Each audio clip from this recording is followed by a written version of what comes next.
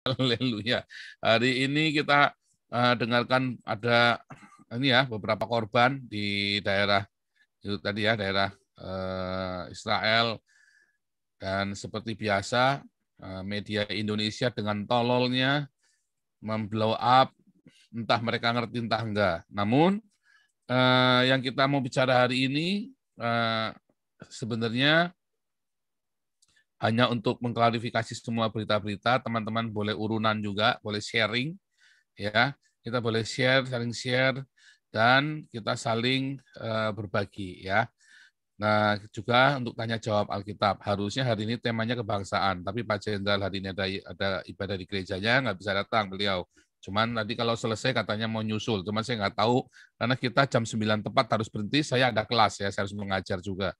Dan jangan lupa di like dan subscribe. Gila lu, yang nonton 4.000, yang like cuma 2.000, yang subscribe cuma 200. Wah, bener-bener ntar gua kirimin rudal skut tahu rasa lu ntar.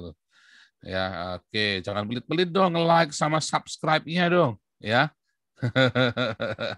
Numpang tenar ya, sama-sama rombongan Nabi ke-26. Nah, hari Sabtu, tolong jangan dilewatkan. Hari Sabtu kita bersama Ibu Monique Rikers jam 6, kita akan update konflik Israel-Palestina dan apakah yang terjadi sesungguhnya di sana. Ibu Monique Rikers adalah seorang wartawan internasional, ya, dan beliau mendapatkan penghargaan karena profesinya itu. Jadi nggak main-main. Beliau juga salah satu wartawan di Deutsche Welle, ya. Dan itu kan bagus ya, nanti informasi-informasinya hari Sabtu jam 6 sore sampai jam 9, karena jam 9 saya juga mengajar, jadi 3 jam saja update informasi tentang Israel dan Palestina, ya, supaya jangan disesatkan dengan berita-berita hoax dari ini ya, dari grupnya Allah Akbar. Wah, itu berita-berita edan KB. Ya, kalau dengar-dengar berita begitu dan cita-cita yang gitu, aduh, hoax semua itu. Ya, hoax semua. Nah, konyolnya tuh si Haritanu ikut-ikutan, grupnya Haritanu itu. Waduh, ini memang pedagang sih dia mentalnya ya, mental dagang, bukan mau mental cari kebenaran. Ya, apa aja pokoknya didagangin dia. Hati-hati nanti jangan sampai sesama Tionghoa didagangin juga loh. Oke, kita akan ini kita juga boleh tanya jawab Alkitab ya, karena memang hari Selasa dan hari Kamis kita waktu begitu kita nggak ada tema khusus, kita untuk tanya jawab Alkitab. Kecuali hari Senin ya, karena itu kita jangan buat tanya jawab Alkitab kalau hari Senin. Ya, kita akan mulai dari jeritan dan lengkingan rakyat jelata yang pertama, Yesus Kristus. Kurios Theos ini, silakan di-unmute. Sebentar, sorry. Sebentar ya, teman-teman bisa nyalakan mic sendiri-sendiri ya sekarang ya. Ya, silakan, Pak. Dinyalakan lagi mikrofonnya. Iya, Shalom. Shalom. Shalom, Swastiastu, dan selamat memperingati kenaikan Tuhan Yesus ke sorga. Saya ada satu pertanyaan buat Pastor Paul Zhang terkait kenaikan Tuhan Yesus ke sorga, Pak. Ya. Dalam Yohanes 3 ayat 13, Tuhan Yesus mengatakan tidak ada seorang pun yang naik ke sorga selain Ia yang turun dari sorga, yaitu anak manusia. Kita tahu bahwa Elia dan Henok juga pernah diangkat ke sorga, Pastor, dan juga Nabi Musa waktu bertemu dengan Tuhan Yesus dalam proses transfigurasi di Gunung Tabor. Dia juga dari sorga mungkin, Pak ya. Terima kasih. Tolong tanggapan dari Pastor Joseph Paul Zhang terkait Yohanes 3 ayat 13, Pak. Terima kasih. Ya, itu kan mereka naik ke surga nggak turun-turun lagi kan? Yang bolak-balik naik turun surga kan cuma Tuhan Yesus saja. Ya kan? Dan dalam keadaan hidup naik turunnya kan juga ketemu dengan orang-orang. Jadi makanya Yesus bilang bolak-balik, akulah jalan. Karena dia udah bolak-balik pergi, maka dia tahu jalan. Nah, tapi orang-orang yang tidak pernah ke sana nggak tahu jalan, gimana tahu jalannya? Nah, sebenarnya begitu. Arti hurufiahnya juga begitu. Iya kan? Akulah jalan. Yang tahu bolak-balik cuman Tuhan Yesus saja. Yang lain kan enggak, one way saja. Elia juga one way, ya kan? Enggak bolak-balik. Nah, kalau Yesus sampai hari ini pun masih berkali-kali mendatangi umatnya. Saya kira gitu Pak Yesus Kristus. Jadi memang Iya, benar-benar secara hurufiah kali ya, seperti itu. iya. Terima kasih, Pastor. Ya, lanjut ya. Jadi tadi Lanjut, itu lanjut. artinya secara hurufiah ya, benar-benar hurufiah. Nah, kesalahannya kalau kita mengartikannya itu secara metafora. Ya, karena benar-benar hanya Yesus yang naik turun bolak-balik dari zaman apa namanya, dari zaman Abraham, zaman Musa, ya kan, itu bolak-balik naik turun, ya kan. Oke. Kita lanjut nih, Pak Susu Kuda, silakan. Ya, Shalom, Pak Paul. Rahayu. Ayu. Buka. Jus, gubrak. Ulala bebe.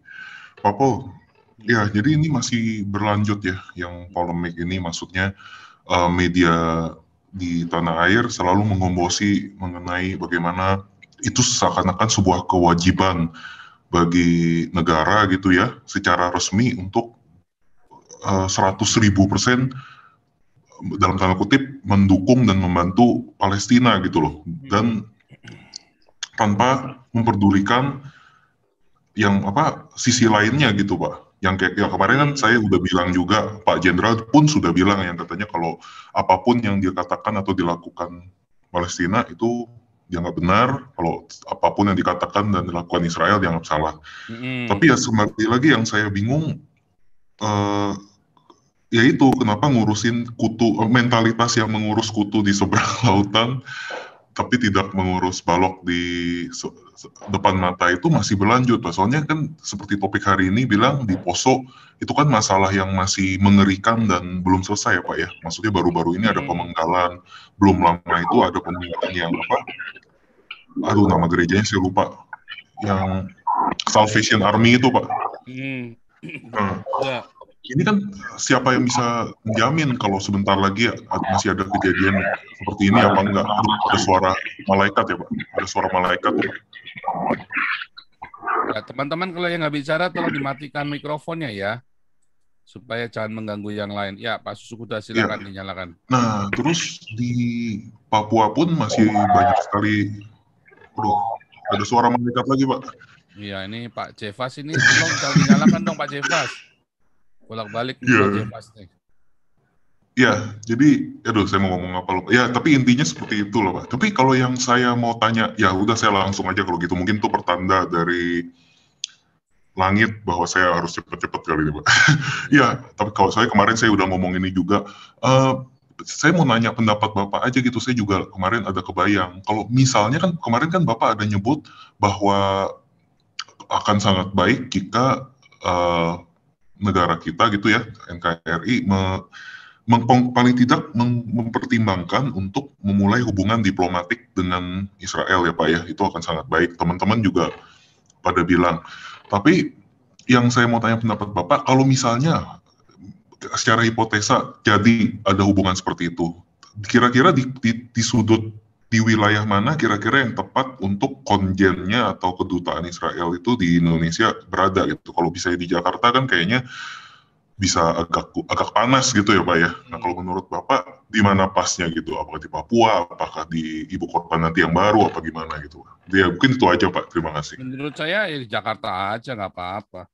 Karena harus kita itu Indonesia itu terlalu banyak ini loh, terlalu banyak apa namanya, terlalu banyak retorika kita itu. Jadi harusnya kita tuh belajar untuk menerima kenyataan bahwa memang ada fakta. Nah, orang Indonesia itu terlalu bodoh untuk diprovokasi dan terlalu bodoh untuk menerima kenyataan segala sesuatunya harus diperhalus. Nah, padahal itu sebenarnya adalah framing dari penguasa. Coba kalau transparan, kalau di Eropa semua transparan, nggak ada kata diperhalus, pokoknya ditransparan. Ya udah apa adanya, masyarakat diajari untuk menimbang dengan benar. Kalau Indonesia ini kan, contoh ya, ini contoh nih. Kalau di kita ini, di Indonesia ini marketing itu adalah proyek untuk membodohi masyarakat. Ya, karena masyarakat tidak suka dikasih kebenaran. Kalau dikasih kebenaran, dia tutup kuping, dia tidak mau terima. Ya, dia tidak mau terima. Contohnya kalau punya barang ya dulu ya, misalnya handphone Cina misalnya kan, handphone ini kan barang jelek banget itu kan dulu ya, zaman dulu itu. Tetapi kemasannya itu bagus banget. Kemasannya bagus banget. Laptop Cina, handphone Cina, elektronik Cina, itu barang jelek, tapi kemasannya bagus banget. Dan masyarakat suka beli kemasannya. Apalagi ada promosi, kalau rusak bisa langsung ditukar. Dia nggak kepikir kalau rusak 7 kali itu. Ya, pokoknya rusak bisa langsung tukar. Nah, marketing yang bodoh itu kalau yang rusak harus diservis itu bodoh dia. Nah, ya kan? Kalau rusak tukar, langsung tukar kalau yang pintar itu. Kenapa? Itu barangnya masih baru. Ya kan? Nah, casing itu kan murah. Yang masalah kan dalamnya. Casing itu kan cuma 50.000, 100.000 saja. Klopin aja. Handphone Cina, laptop Cina itu untungnya 100% itu. Ya kan? Nah, makanya rusak ganti baru. Jangan diservis. Orang marah kalau diservis.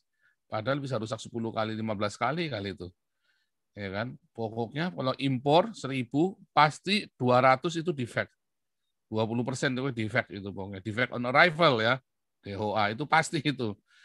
Zaman itu ya, sekarang bagus banget ya, karena ada quantity ya, kalau ada quantity ada quality. Kalau dulu omset cuma 2.000, 10.000 ya mampus. Sekarang omsetnya 2 juta unit per seri, per merek ya kan, bisa 2 juta unit, bisa puluhan juta unit. Makanya ada quantity, ada quality. Kalau dulu nggak bisa bikin quality. Nah, tapi orang Indonesia suka dibohongin dengan kemasan-kemasan, dengan tadi ya framing-framing. Orang itulah market Indonesia. Kalau market di Eropa beda. Nggak mau begitu. Oh, itu bisa digugat itu. Ya. Nah, contoh lagi dulu ya. Dulu kalau saya beli barang second itu ya, barang second, barang spare partnya BMW itu ya dulu ya. Kalau barang-barang Cina itu kemasannya bagus-bagus. Nah, dulu sekali 2 kali saya masih nggak ngerti. Lama-lama saya ngerti.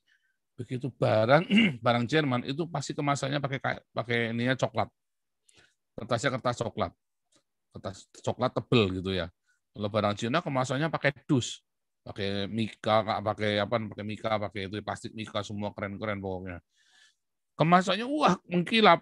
Kalau barang Jerman itu cuma hitam gitu aja. Tapi kalau barang Cina itu mengkilap, ada tulisan-tulisannya bagus-bagus begitu kan. Begitu dipakai sebulan jebol. Barang Jerman pakai sekali belum tentu 20 tahun lagi ganti. Nah, itu contoh begitu ya. Kemasan mah nggak ada. Nah, itu. Jadi itulah framing. Itu seperti itulah project marketing ya, itulah project marketing. Nah, di Indonesia itu adalah lahan marketing yang enak sekali untuk jualan barang yang tidak bermutu berkualitas dengan kemasan yang bagus. Makanya kalau teori marketing kemasan ya, tentang kemasan itu, wah itu penting sekali tuh kalau di Indonesia tuh. Orang itu melihat kemasan dulu. Gitu ya. Jadi memang itulah proyek-proyeknya Indonesia. Berita framing itu tadi ya, semua framing supaya kita termasuk ini ya, termasuk oleh pemerintah sendiri. Pemerintah juga melakukan itu. Diperhalus bahasanya. Berhalus. Isinya sama kalau coba kita mau bilang kalau kita mau bilang ini ya, ikan busuk, apanya mau diperhalus? Ikan busuk itu ikan busuk. Nah, cuma dikemas segala macam dan orang Indonesia tetap mau ya adalah busuk-busuk dikit lah, nggak taunya begitu dibuka busuk banget. Busuk-busuk dikit karena kemasannya tebel banget. Nah, itu terjadi. Ya. Nah, itu terjadi. Dininabobokan gitu ya. Nah, ya. Bukan cuma Nina Bobo kalau itu ya, itu memang gila loh. Itu bukan cuma Nina Bobo kalau menurut saya, itu mah benar-benar apa ya? Benar-benar pembodohan ya. Terjadi pembodohan di masyarakat Indonesia, itu ada proses pembodohan. Ya kan? Termasuk dengan agama itu tadi kan, makanya saya selalu bilang Islam adalah gigolo kekuasaan dari tante yang sangat dengan kekuasaan. Islam itu seperti digunakan, nah itu benar-benar pembodohan. Makanya orang Papua sadar diperbodoh begitu, marah orang Papua ini. Tadi si Natalius Pigai baru nelpon saya, cuman masih belum berani live bareng nampaknya ya kan.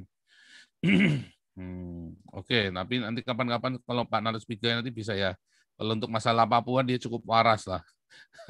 Tetapi intinya kita mau dengar supaya narasumber kita agak bagus. Cuma target saya tetap ini ya, supaya Veronica Koman atau Benny Wenda, kita harus tahu apa yang mereka perjuangkan. Dan sebetulnya kalau pemerintah jujur dan rakyat Indonesia jujur, ya saya yakin Papua nggak minta lepas dari Indonesia.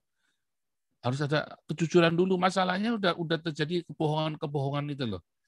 Nah, segala sesuatu, orang yang sudah mau cerai nih, suami istri udah sampai di sidang nih, sudah tinggal ketok palu saja bisa damai loh. Ya, Papua juga demikian. Jangan bilang Papua nggak bisa damai, bisa, semua itu bisa, asal semua dengan itikat baik, dengan rekonsiliasi. Masalahnya kan nggak mau, pemerintahnya juga nggak jujur, ya kan? Nah, itu Jokowi itu seperti Petruk yang punggawa-punggawanya kurang ajar, ngangkat tumitnya ke Jokowi.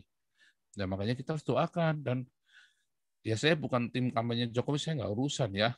Nah, tapi yang penting adalah bagaimana Pancasila itu bisa ditegakkan. Sebab Pancasila itu adalah kasih karunia dari Tuhan Yesus. Masalahnya pendeta-pendetanya juga geblek sih. Pendeta-pendetanya juga nggak mau ikut ini negarakan Pancasila, takut diintimidasi. Nah, semua itu awalnya dari gereja juga. Kan Islam itu akan datang sebagai kutukan saat gereja tidak melakukan tugasnya dengan benar, yaitu marturia dan diakonia. Oke, Pak Hendro Verleso, silakan.